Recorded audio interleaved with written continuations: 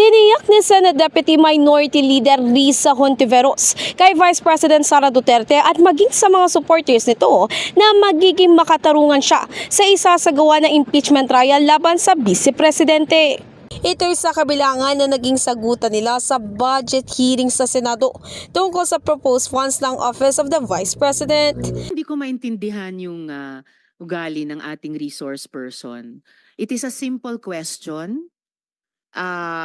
Paulit-ulit na this is politicizing.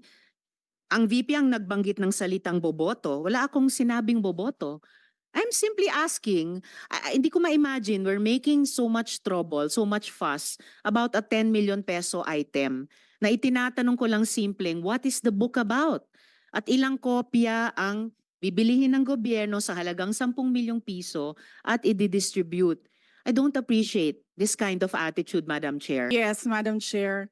Hindi ko rin maintindihan ang ugali ni Senator Risa Hontiveros. And I do not appreciate, ano yung sinabi niya?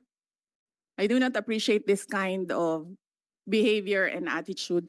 Bagamat hindi mo na buong makakalimutan ng senadora ang kanilang naging alitan, lalo na't nasa social media ang resibo nito, ay tiniyak naman ito na hindi ito makakaapekto sa kanyang pagdedesisyon sa gagawing paglilitis. So, kailangan pakinggan ko as it were with new ears, isipin ko with a new mind. But syempre, dahil tao, and I think as a responsible legislator, titimbangin ko rin in comparison with previous evidence I have studied.